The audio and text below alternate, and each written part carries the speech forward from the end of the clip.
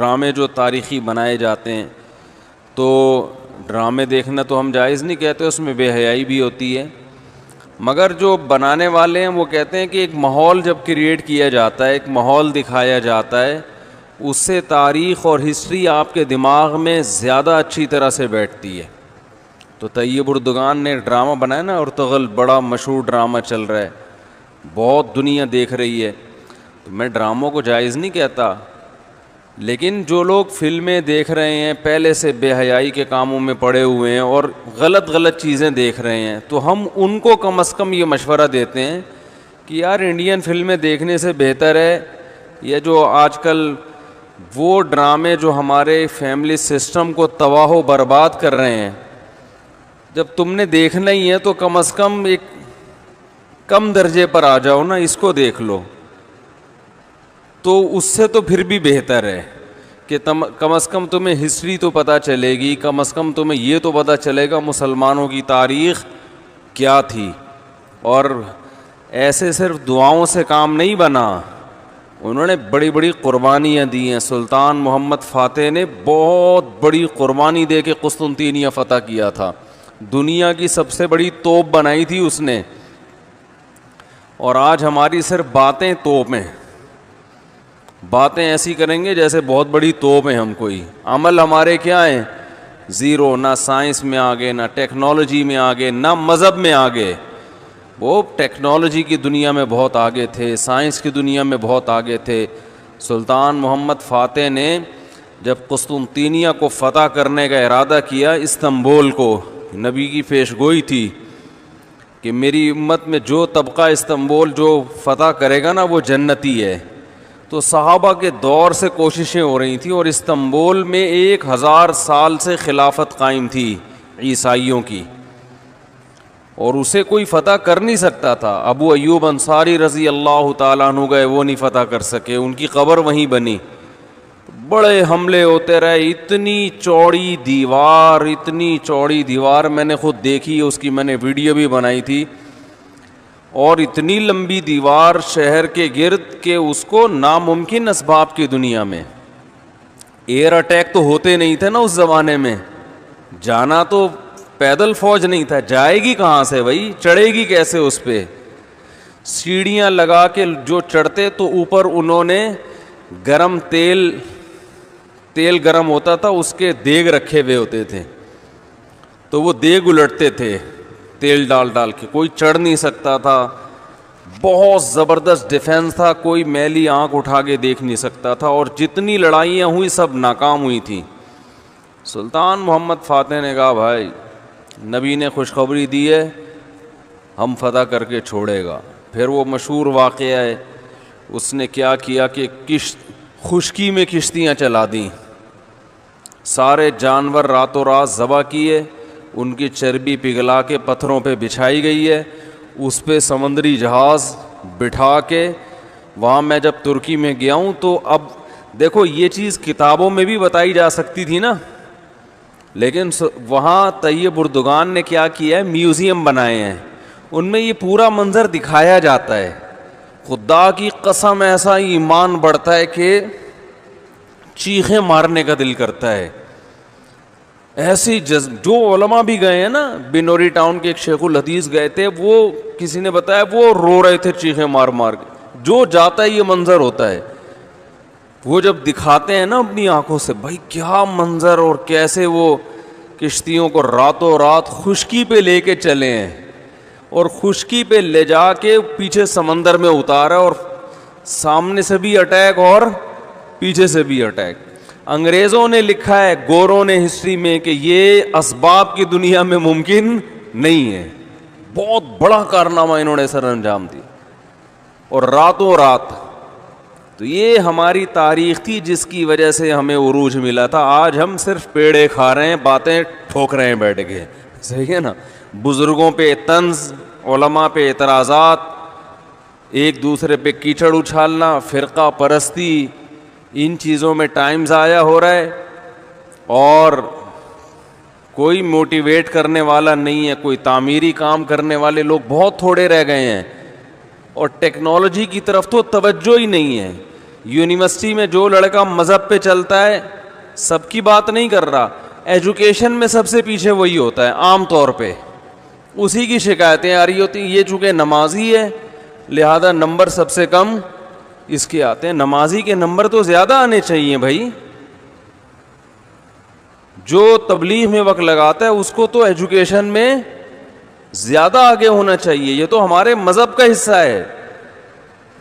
صحابہ کرام نے جو ملکوں کے ملک فتح کیے اور جو ہمارے تاریخ میں فاتحین ملتے ہیں, سب سے پہلا بحری بیڑا حضرت معاویہ نے بنایا ہے. سمندر پہ سب سے بڑی فوج جو اس وقت اتاری ہے وہ کس نے اتاری ہے؟ حضرت معاویہ رضی اللہ تعالی عنہ نے. اور نبی نے پیشگوئیاں سنا دی تھی پہلے کہ سمندر کی لڑائی ہوگی, اس میں جو شہید ہوگا اسے میں جنت کی خوشخبری دیتا ہوں. اور آپ صلی اللہ علیہ وسلم نے سمندر میں شہید ہونے والے کو زیادہ بڑا شہادت کا درجہ عطا فرمایا. میں نے تو سمندری لڑائی کے فضائل پر احادیث جمع کی تھیں, ایک میرا بیان ٹوٹلی اسی پر ہوا تھا کہ سمندری لڑائی کتنی اہم ہے. نبی کو معلوم تھا میری امت سمندروں پہ بھی چلے گی.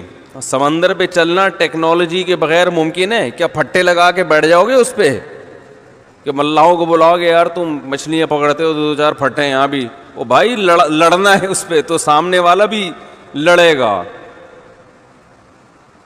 تو نبی صلی اللہ علیہ وسلم نے فرمایا جو سمندری لڑائی ہے, جو شخص سمندر میں جہاد کرے گا اس کے جو چکر آئیں گے نا اس پہ بھی اللہ اس کو اجر دے گا.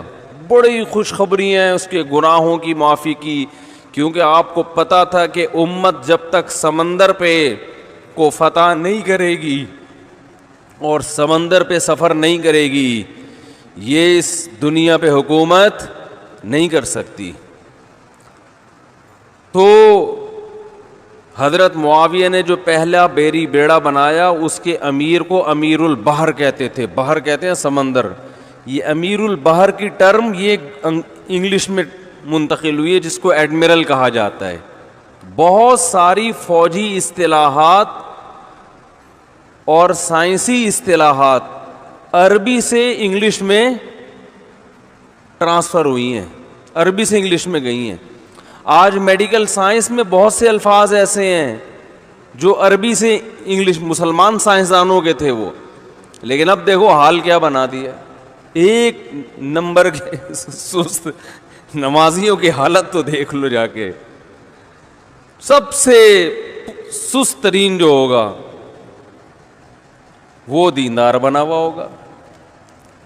سب کی بات نہیں کر رہا, ڈاکٹروں میں ہم نے بڑے اچھے اچھے دیندار دیکھے ہیں, سائنسدانوں میں, ایٹمی سائنسدانوں میں تو دیندار زیادہ ہیں الحمدللہ, لیکن میجورٹی کی بات کر رہا ہوں کہ پتہ نہیں کہ ہمارے ذہن میں یہ کچھ ایسا کسی نے, شیطان نے بات ڈال دی ہے کہ ہم نے صرف جو ہے ایک طرف کو فوکس کیا ہوا ہے, دوسری طرف کو ہم نے بالکل نظر انداز کر دیا ہے. تو بھائی جس طرح سے دین کی تعلیم انتہائی ضروری ہے, اس کی اہمیت کی کمی کا انکار نہیں کر سکتا. انگریز جو تباہ ہو گئے نا, فیملی سسٹم تباہ ہو گیا, زنا معاشرے میں پھیل گیا, والدین اولڈ ہوم میں, وہ وجہ کیا؟ مذہب نہیں ہے نا, مذہبی تعلیم نہیں ہے. لیکن ہم جو معاشی لحاظ سے تباہ ہو گئے اور ترقی میں پیچھے رہ گئے, وجہ کیا ہے؟ مادے پہ محنت نہیں کی ہے. تو دونوں محنتیں ضروری ہیں. داؤد علیہ السلام کو روحانی ترقی بھی ملی اور اللہ نے آپ کے ہاتھ میں لوہا بھی پگھلایا. کیوں پگھلایا؟ تاکہ لڑیں, کیونکہ صرف نمازوں سے لڑائی ممکن نہیں ہے. ذکر کرتے تھے نا داؤد علیہ السلام, چاروں طرف سے پرندے جمع ہو جاتے تھے, ایسی خوبصورت آواز میں تلاوت کرتے تھے, ذکر کرتے تھے. وَالطَّيْرَ مَحْشُورَةً كُلٌّ لَهُ أَوَّابٌ, قرآن کہہ رہے پرندے, اور یا جبالو اوبی ماہو والطیر, جب اللہ کا ذکر کر رہے پہاڑوں سے بھی لا الہ الا اللہ کی آوازیں آتی. یہ ذکر تھا, لڑنے کے لیے یہ نہیں ہے کہ اے داؤد ہم نے آپ کو ذکر بھی دیا اور آپ جو ہے روزے بھی رکھتے ہیں اور تہجد بھی پڑھتے ہیں, لہذا اب آپ کو تو اسلحہ بنانے کی ضرورت نہیں ہے, ویسے ہی فتح ہو جائے گی ایمان کی طاقت سے. نا نا نا نا نا نا، زرہیں بناؤ، قدر فی السرد، صحیح ہے نا، کڑیاں بناؤ، فوج تیار کرو، لڑائی کے لیے اصول بولتے کیوں نہیں بھائی، کچھ اور ہیں. تو دونوں چیزیں نہیں ہیں. داؤد علیہ السلام، سلیمان علیہ السلام کے گھوڑے بھی تو تھے، انہیں کیا ضرورت تھی گھوڑوں کی بھائی؟ کہتے میں اللہ کے اتنا عبادت گزار ہوں، میں اسباب اور وسائل کیوں، میں مصلی بچھاؤں گا، دعا مانگوں گا، ملک فتح ہو جائے گا. او بھائی گھوڑے رکھے ہوئے ہیں، صحیح ہے نا. ان کو پیار کرتے تھے گھوڑوں کو، کیونکہ اس زمانے میں گھوڑا اور ٹینک برابر تھے، بلکہ ہوائی جہاز تھا گھوڑا اس زمانے میں. تو جنگیں گھوڑوں کے بغیر نہیں ہوتی تھی، گھوڑے تیار کیے ہوئے ہیں. تو لڑے ہیں وہ لوگ اور اسباب اور وسائل اختیار کیے ہیں. آج ہم پیڑے کھانے والی باتیں کرتے ہیں اور پیڑے کھا رہے ہیں بیٹھ کے، اور سمجھتے ہیں کہ بس یہ قرآن خوانیوں سے اور آیت کریمہ سے مسائل کیا ہو جائیں گے حل. تو یہ بھی ضروری ہے بھائی، وہ بھی ضروری ہے. تو میں بتا رہا تھا کہ وہ جو ڈرامے کی بات کر رہا تھا، تو ماحول بنانا پڑتا ہے نا. تو طیب اردگان نے کیا کیا کہ کیونکہ جو لبرل لوگ ہیں وہ ایسے ڈرامے، ایسی فلمیں بنا کے نا نوجوان نسل کا دماغ خراب کر دیا انہوں نے. اتنا دیکھو، اب محمد بن قاسم کو بھی لوگوں نے ڈاکو کہنا شروع کر دیا ہے، معاذ اللہ. وہ شخص جو سندھ میں اسلام لانے کا ذریعہ بنا، اگر وہ ڈاکو تھا تو اس سندھ میں اسلام کون لے کر آیا؟ انگریز کہے گا تمہارے تو اسلام، جو بر صغیر میں اسلام آیا سندھ کے راستے سے، سندھ کو تبھی باب الاسلام کہا جاتا ہے نا. بر صغیر میں اسلام کہاں سے آیا ہے؟ سندھ کے راستے سے.